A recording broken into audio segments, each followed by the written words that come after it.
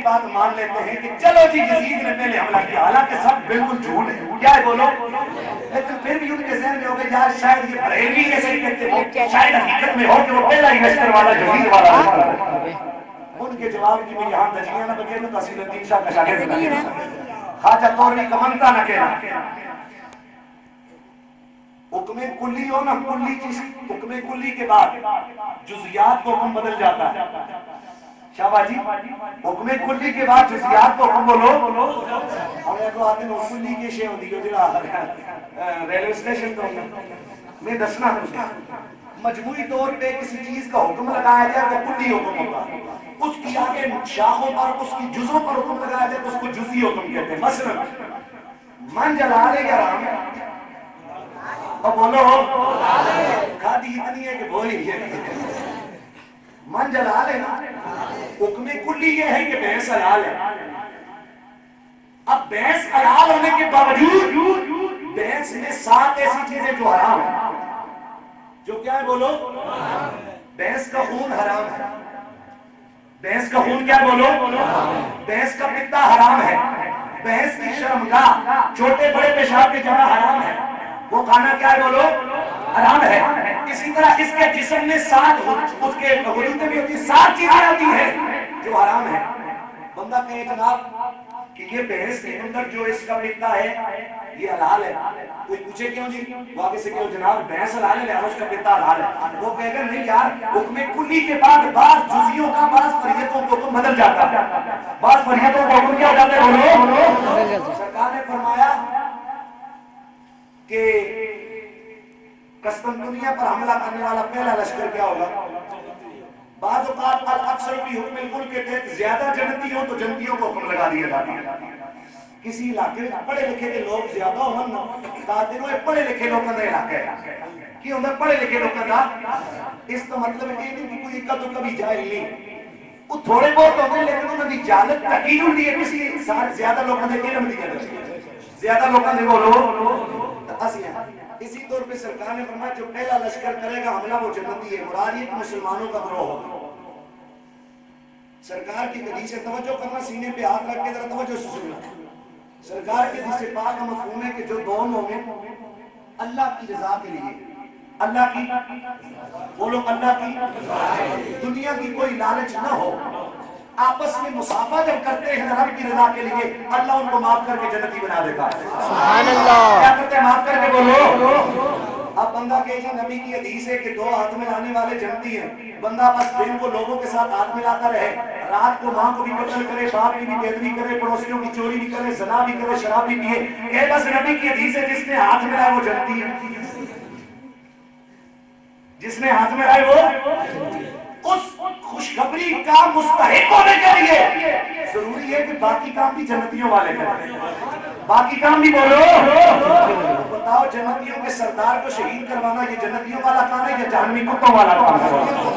جہنمیوں والا کام ہے نا، تو پھر کوئی کیسے کہہ سکتا ہے کہ یزید پہلے لشکر میں شامل تھا اور شریف تھا لہذا وہ جنتی ہے؟ ارے نا، یزید کے حکم پر میرے نبی کی آل کی کلیوں کو بے دردی سے کاٹا گیا، وہ جنتی نہیں، وہ جہنمیوں کا کتا ہے، یزید بغیر تو نفس ہے۔ یزید جنتی نو بولو نہیں ہو سکتا، بولو یزید جنتی نہیں ہو سکتا۔ میرے نبی نے یزید کو جنتیوں کا سلطان نہیں کہا، میرے نبی نے حسن حسین کو جنتیوں کا بادشاہ کہا ہے۔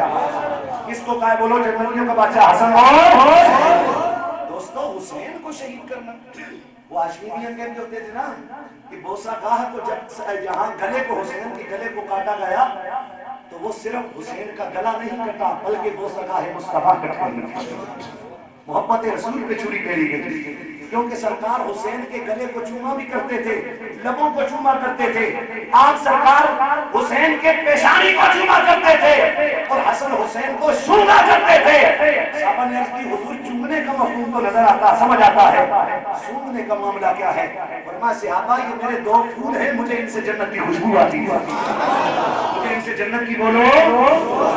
3 دن پیاسا رکھ کے بھوکا رکھ کے وہاں دشت کربلا میں بے آب ہو گیا، وہاں پر حسین کو شہید کیا گیا۔ پھر کہتے نہیں جناب وہ گورنر مدینہ گورنر کوفہ نعمان بن بشیر کو یزید نے معزول اس لیے کر دیا تھا کہ مسلم بن عقیل رضی اللہ تعالیٰ عنہ وہاں جا کے لوگوں سے بیعت لے رہے تھے جن کو امام علی مقام نے اپنا نمائندہ بنا کے بھیجا تھا. یزید کو جب پتہ چلا اس نے گورنر کوفہ نعمان بن بشیر کو معزول کر کے وہاں کوفہ کا گورنر ابن زیاد کو لگا دیا تھا. بتاؤ کتنی سی غلطی پہ گورنر چینج ہو سکتا ہے؟ تو اگر حسین پہ شہادت آئے یزید شریک نہ تھا تو مجھے بتاؤ کہ کیا مرتے دم تک اس نے ابن زیاد کو معزول کیا ہے تمہاری پر؟ نہیں، بلکہ اس نے اسے اور زیادہ انعام و اکرام دیا. نعرہ تکبیر، اللہ اکبر، نعرہ رسالت، یا رسول اللہ، نعرہ حیدری، یا علی، نعرہ حیدری، یا علی. عظمت آل نبی بھول نہ جانے، عظمت آل نبی کی بھول نہ جانا.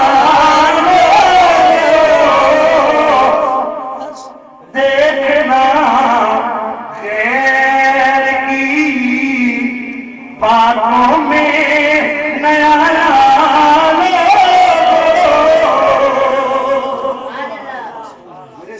حسین سے پیار کرتے تھے. بولو حسین سے پیار کرتے تھے. قرآن کہتا ہے اے نبی ان سے کہہ دو کہ میں دین سکھانے پر تم سے اور کوئی اجر نہیں طلب کرتا، صرف اپنی آل کا پیار مانگتا ہوں. صرف اپنی آل کا. بولو جس نبی نے نماز کا کہا اس کے کہنے پہ ہم نمازیں پڑھیں، جس نبی نے روزوں کا کہا روزے رکھے، اسی نبی نے اپنی آل کا پیار بھی مانگا ہے نا. جب آل کی بات آ جائے تو دشت کربلا میں ہے کہ کر ان کو شہید کر دیا جائے اور بندہ کہ جنتی ہے؟ نہیں، بلکہ حسین کا پیار جنتی بناتا ہے. سرکار نے فرمایا المرء مع من احب، المرء مع من، آدمی اسی کے ساتھ ہوگا جس کے ساتھ پیار کرتا ہے. جس کے ساتھ بولو. ایک علاقہ والوں، حسین ریاض میں محفل منعقد کر کے بیٹھنے والوں، مبارک ہو کہ کل قیامت کو آپ حضور کی حدیث کے مطابق حسین کے ساتھ اٹھیں گے. اور یزید کے چیلوں کو مبارک تو نہیں، وعید ہی ہو، ڈر ہی ہو کہ تمہارے اوپر لعنت پڑے کہ کل یزید کے ساتھ تمہارا حشر ہوگا. اور میرے علی کے ماننے والے تو سینہ تان کے کہتے ہیں، جس میرے علی نے حسین کے بابا علی کے متعلق بھی کہا تھا کہ حب نبی ہے میرے علی، میرے علی ہے نبی، لاموں کا لامی جسموں کا جسمی، کوئی فرق نہیں ماں نے دیا. یہ حسین کا پیار بندے کو جنتی بناتا ہے. حسین کا پیار بولو جنتی بندے کو کیا کرتا ہے؟ سرکار کے نواسے کے حوالے میرے 3 منٹ رہتے ہیں، انشاءاللہ اس منٹ میں گفتگو کو ختم کرنے کی کوشش کروں گا. سرکار کے حدیث پاک ہے جس کو امام دہلوی نے نقل کیا ہے، کہ امام طبرانی نے نقل کیا ہے، اور دیگر بہت ساری کتب احادیث میں یہ روایت ملتی ہے. میرے سرکار صحابہ کے سامنے کھڑے ہوئے، سرکار نے ایک اعلان فرمایا ہے. اللہ اللہ میرے سرکار صحابہ کے سامنے کھڑے ہو گئے، فرمایا